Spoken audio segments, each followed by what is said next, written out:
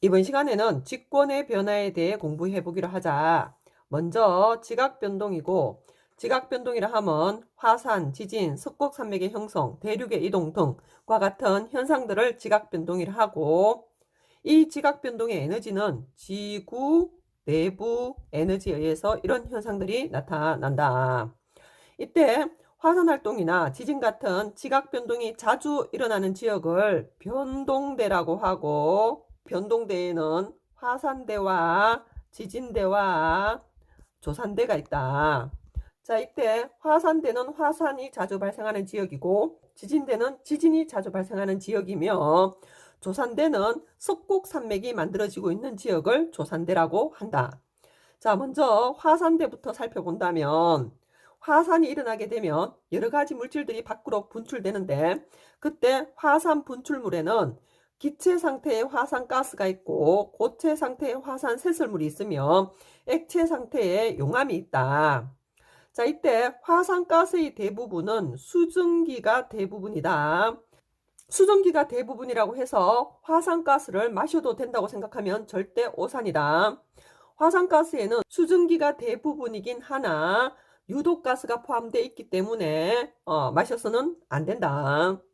자, 그리고 화산 쇄설물에는 화산역, 화산재, 화산진 이런 것들이 있다는 거 참고해 주시고, 그리고 액체 상태의 용암이 있다. 자, 이때 화산재는 하늘을 덮어 햇빛을 차단하기 때문에 지구의 기온을 낮추게 된다. 자, 그리고 또 화산재 같은 경우는 지구 내부에 여러 가지 물질들을 포함하고 밖으로 나왔기 때문에 화산재가 쌓인 곳의 토양은 비옥해지고, 자, 농사가 잘 되는 장점이 있다. 그리고 화산가스의 대부분은 수증기라고 했으나 거기에 유독 성분이 포함되어 있기 때문에 조심해야 한다고 얘기했고, 화산이 분출할 때 나오는 용암과 화산 쇄설물은 경제적 손실을 갖고 오게 된다. 자, 그러나 이 화산은 관광 자원으로 이용되기도 하고 난방 및 지열 발전으로 활용할 수 있기 때문에 화산의 경우 장점도 있다. 이제 지진으로 넘어가 보자. 지진은 지하에 축적된 지구 내부 에너지가 방출되는 현상으로서 단층이라든지 화산 폭발할 때 지진을 동반하게 된다.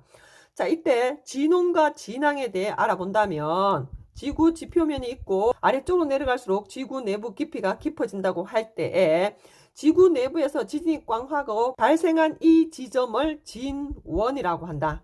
진원에서 수직 위로 올라와서 지표와 닿는 이 부분을 진앙이라고 한다. 진원과 진앙을 잘 구분해 주시고, 그 다음 지진은 진원의 깊이에 따라서 세 가지로 구분을 하는데, 진원의 깊이가 0에서 70km 정도일 경우에는 천발 지진이라고 한다. 얕은 곳에서 발생한 지진이라 해서 천발 지진이라 하고, 진원의 깊이가 70에서 300km 정도 될 경우는 중발 지진이라 하며, 그 다음에 300km 이상이 되면 깊은 곳에서 발생한 지진이라 해서 심발 지진이라고 한다. 이 지진은 건물이라든지 도로를 파괴하고 산사태를 일으키며 지진 해일 등을 발생시켜서 자연재해와 화재, 질병이 발생할 수 있고 막대한 피해를 갖고 온다는 거지. 자, 그래서 지진의 피해를 줄이기 위해서는 우리는 건물을 지을 때 내진 설계를 해야 되며 지진 경보 시스템을 마련해야 되고 항상 대처 방법을 숙지하고 있어야 한다. 화산이 자주 발생하는 지역을 화산대라 하고 지진이 자주 발생하는 지역을 지진대라고 했었다. 그러면 이 화산대와 지진대는 어떤 특징이 있고 어디에 분포하고 있는지 알아본다면 화산대와 지진대는 대체로 일치하며 좁고 긴 띠 모양으로 분포하고 있다. 그리고 이 화산대와 지진대는 대륙의 중앙부가 아니라 주변 됐나? 대륙의 가장자리에 분포하고 있다. 왜 대륙의 가장자리에 분포하고 있냐면 화산과 지진은 대부분 판의 경계에서 판의 상대적 운동에 의해 발생하기 때문이다. 그래서 대륙의 가장자리인 판의 경계 부분에 화산대와 지진대가 대부분 분포하고 있다. 그래서 세계적으로 주요 화산대와 지진대를 살펴본다면 가장 대표적으로 환태평양 화산대 지진대로 여기를 불의 고리라 하고, 환태평양 화산대 지진대에 속하는 대표 나라에 일본이 있다. 그리고 대서양과 태평양 바다 밑에 해령을 따라서 해령 화산대 지진대가 있고, 그 다음에 알프스 히말라야 화산대 지진대 해서 대표 화산대 지진대가 있는데, 사진으로 한번 살펴본다면, 자, 여기가 태평양 바다가 되고, 태평양 바다를 둘러서 화산과 지진이 자주 발생하는 한태평양 화산대 지진대가 있는데, 여기를 불의 고리라 하며, 여기에서 전 세계 화산 지진의 80%가 일어나게 된다. 그 다음 대서양과 태평양의 해령을 따라서 화산 지진대가 나타나고 있으며, 알프스 히말라야 쪽에서도 화산과 지진이 자주 발생하고 있다. 이어서 판구드론에 대해서 공부해 보기로 하자. 판구드론이라 하면 지각 변동을 잘 설명하는 이론으로, 판구드론이 정립되기까지는 오랜 시간이 걸렸는데, 간략하게 살펴본다면, 먼저 베게너라는 학자가 해안선의 모양을 보고 한 덩어리였던 대륙이 이동을 해서 현재의 모습이 되었다는 대륙 이동설을 주장을 했다. 그러나 그 당시 사람들이 그러면 그 큰 대륙이 이동한 원동력이 무엇이냐고 물었을 때, 대륙 이동의 원동력을 베게너는 설명하지 못했고 인정을 받지 못하고 사망하게 된다. 그 후 시간이 흘러 홈스란 학자가 대륙 이동의 원동력은 멘틀의 대류에 의해 일어난다는 멘틀 대류설을 주장을 했고, 여기서 더 나아가 헤스란 학자가 해저 확장설을 발표했다. 자, 이것을 모두 종합해서 윌슨이라는 학자가 판구조론을 발표하게 된다. 자, 그래서 우리는 여기서 판구조론에 대해서 알아보기로 하자. 자, 판구조론이라 하면 지구 표면을 이루고 있는 판들의 상호작용에 의해서 화산 지진 같은 지각 변동이 일어난다는 이론이다. 그러면 판구조론을 이해하기 위해서 판이 무엇인지부터 알아보기로 하자. 판의 구조로 넘어왔다. 판이라 하면 일명 암석권인데, 지표로부터 지하로 내려가서 두께 약 100km에 해당하는 단단한 암석층을 판이라 한다. 이 판은 지하 100km까지 이다 보니 지각과 상부 멘틀로 이루어져 있다. 자, 그리고 판 아래쪽을 연약권이라 한다. 연약권은 암석권 아래 지하 100에서부터 400km 사이를 연약권이라 하고, 이 연약권은 부분적으로 용융되어 있다.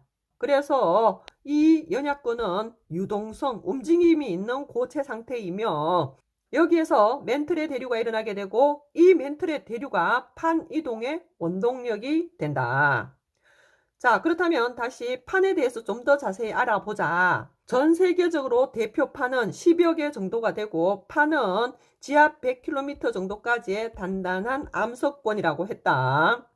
그리고 판은 대륙 지각을 포함하고 있는 대륙판이 있고 해양 지각을 포함하는 해양판이 있는데, 이때 두께는 대륙 지각이 두껍듯이 대륙판의 두께가 해양판보다 두껍다.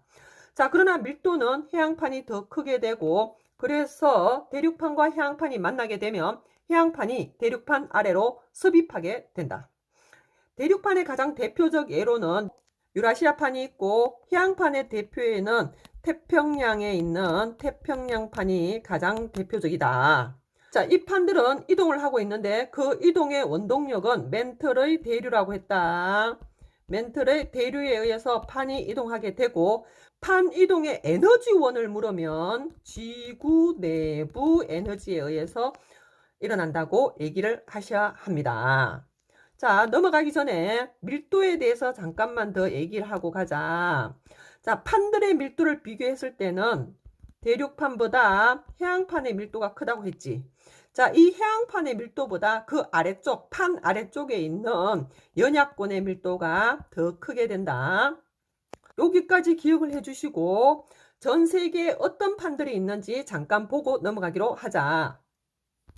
전 세계 대표 판들이 있는데, 여기 보시면 북아메리카판이나 유라시아판이나 아프리카판 이런 판들이 대륙판의 대표가 되고 태평양판, 나즈카판, 필리핀판 이런 애들이 대표적 해양판이 된다. 그리고 무엇보다 여기 우리나라가 있지 그지? 우리나라는 유라시아판과 태평양판과 필리핀판이 만나는 경계 부근에 위치한다는 사실도 기억을 하고 넘어가자. 지구 내부 수직 단면을 통해서 판에 대해 한 번 더 알아보기로 하자. 여기 바다가 있고 해양이 있지 그지? 그러면 해양 아래쪽에는 해양 지각이 있다. 대륙 아래쪽에는 대륙 지각이 있고 지각은 지하 5에서 35km 여기까지가 지각이 된다. 그리고 이 지각 아래쪽을 멘틀이라 한다. 그리고 지각과 멘틀의 경계를 모로비치치 불연속면, 일명 모호면이라고 한다. 자, 이게 중요한 게 아니라 여기까지가 지각이고 그 다음 이 지각을 포함해서 지하 100km까지 여기까지가 판이 된다는 사실이 중요하다. 해양 지각을 포함하고 있는 부분을 해양판이라 하고 대륙 지각을 포함하고 있는 판을 대륙판이라 하며 이 판은 암석권으로서 지하 100km까지이다 보니 지각과 상부 멘트를 포함하게 된다.